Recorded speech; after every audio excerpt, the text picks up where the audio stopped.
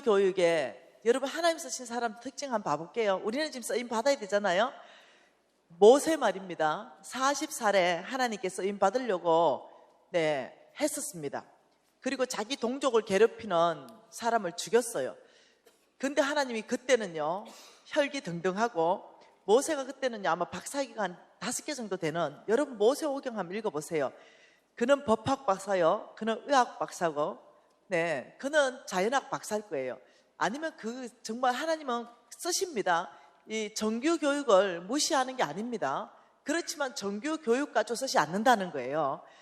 그래서 하나님이 모세를 쓰기를 결정하고 바로 광야로 집어넣습니다. 이 부정규 학교로 집어넣은 거예요. 부정규 학교는 광야 학교입니다. 하나님의 학교입니다. 광야로 집어넣었죠.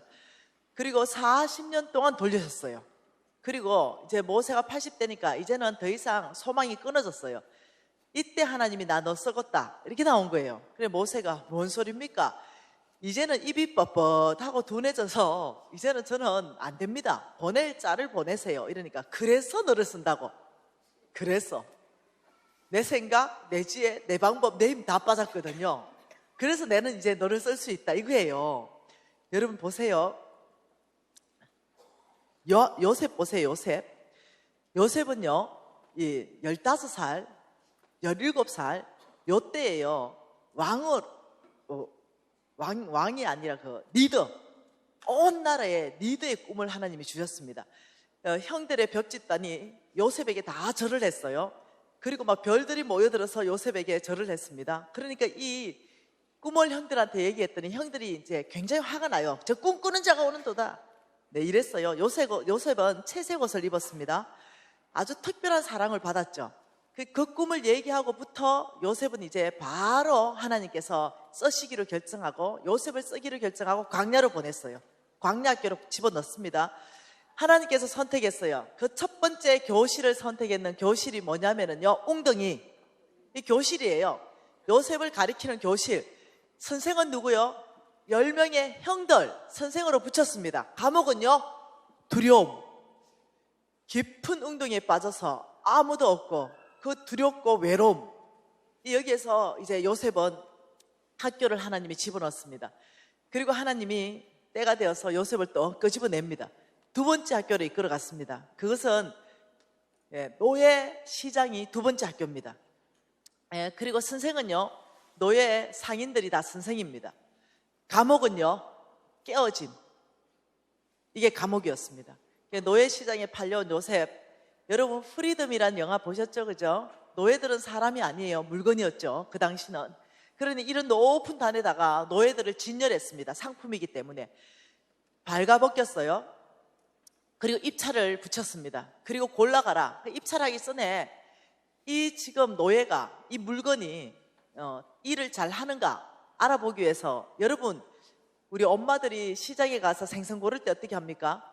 썩었는가 안 썩었는가, 살이 탱탱한가 안 탱탱한가 찔러보고 만져보고, 이 아가미를 뒤집어보고 이렇게 하는 거예요. 그렇듯이 물건이기 때문에 어떻게 고르냐면 때려보고 꼬집어보고 근육이 붙었는가 찔러보고 이런 식으로 다 만져보고. 생각해보세요. 요셉은 채색 옷을 입었던 사람이었어요. 근데 완전히 발가벗겨지고 이런 많은 상인들 앞에서 섰을 때 자기의 모든 자존감이 깨져나가야 돼요. 자기의 모든 특권의식이 깨져나가야 됩니다. 자기의 모든 권위의식도 깨져나가야 돼요. 완전히 깨져나갔어요.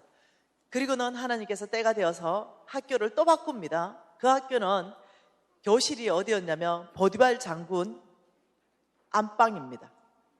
그리고 선생은 보디발 장군의 마누라, 감옥은 거룩함이었어요. 그런데 지켜냈거든요, 거룩함을요. 근데 놀랍죠? 하나님이 네 번째 학교로 보냅니다. 그것은 왕들, 제수들만 갇히는 감옥에다 집어넣었어요. 이 정도 되면 끝났어요. 다른 여자도 아니고 보디발 장군, 굉장한 장군이었거든요. 이 보디발 장군 마누라를 겁탈하려 했다. 이 정도면 사형이에요, 사형. 그래서 사형만 기다려야 돼, 이 정도 되면. 그 감옥에 들어갔다. 여러분 요셉이라면 어떡할까요? 끝났구먼. 완전히 소망이 사라졌구먼. 그렇게 반응하시겠어요? 근데 여러분 성경 다 읽어보세요. 요셉이 어떻게 반응했는지. 하나님에게 믿음을 잃지 않았어요. 네, 꿈을 포기하지 않았습니다. 여러분, 하나님을 의지했습니다. 네, 그 요셉을 하나님께서는요 멋지게 통과시켰습니다. 그리고는 이제는 애굽의 총리로 하나님 세우시는 거죠. 무슨 말 이해됩니까? 하나님이 사람을 크게 쓰시기 전에 반드시 광야학교를 집어넣는다는 거예요. 여러분, 다윗 아시죠? 한 17살, 15살 요때 왕으로 기름 부음 받았습니다. 그런데 기름 부음 받자마자 다윗의 인생은 꼬이기 시작했습니다. 사울 왕을 붙여가지고 보통 일이 아니었어요. 도망다니고 창피해야 되고 이런 삶을 살았습니다. 그리고 하나님께서 다윗에게 사람을 줬습니다. 왕으로 분명히 기름 부었으면은 이 왕국을 세울 만한 장군을 줘야 되는데 세 분류의 사람을 줬습니다. 다윗의 아둘람 굴, 거기는 빚진 자들 400명을 하나님이 몰려오게 했습니다. 원통한 자들, 빚진 자, 원통한 자, 환난 당한 자, 이 세 가지 종류의 사람들이 400명이 다윗에게 몰려왔으니 다윗은 어쩌겠어요? 이 사람들 특징이 뭡니까? 예, 의심, 불안, 서로 비교, 서로 경쟁, 이런 것들이 다 안에 있는 거죠. 서로 실패감, 낙담, 좌절, 이런 것들이 다 있는 거죠. 이런 세 종류의 사람 400명을 데리고 하나님은 다윗의 리더십을 거기서 갈고 닦고 했습니다. 놀랍죠? 그리고 다윗을 통하여 하나님께서는 하나님의 왕국을 이루셨는데요, 그때 왕국의 장군들이 쫙 나옵니다. 하나님이 쓰신 장군들 이름, 그 이름들을 쫙 분석해 보면요, 다 어디 출신이냐면 다윗의 아둘람군 출신이에요. 굉장하죠? 예, 하나님 굉장히 역전의 명수세요. 굉장하십니다. 여러분, 하나님께서 여러분과 저를 쓰실 때는 예외 아닙니다. 예, 이 광야 안에 여러분 혹시 있습니까? 하나님의 부정규 교육 안에 있습니까? 그러면 여러분이 사건과 상황과 환경을 바라보는 눈을 바꿔야 돼요. 예, 어떻게? 교실이 어딜까? 내가 만약 광야라면 지금 하나님이 나한테 주신 교실이 어딜까? 내가 어느 날 생각했습니다. 여러분하고 또 생각해 봅시다. 어딜까요? 하나님이 지금 여러분에게 주신 그 교실이 어딜까요? 대부분요, 자매들은요, 가정일 거예요. 가정. 하나님이 주신 교실은 가정이고, 선생님은요 거의 남편이에요. 네, 거의 남편 아니면 자식입니다. 네, 선생으로 붙여줘요. 그래서 아예 나를 동글동글하게 깎아줘서 온유한 자, 겸손한 자, 긍휼이 많은 자로 저를 바꿔가시죠. 네, 여러분 볼 줄 알아야 돼요. 지금 내가 이 자리에 교실이 어딘가? 아이고, 직장이네. 선생은 부장 신부장이네. 선생이었다니까요. 네, 부장, 신부장.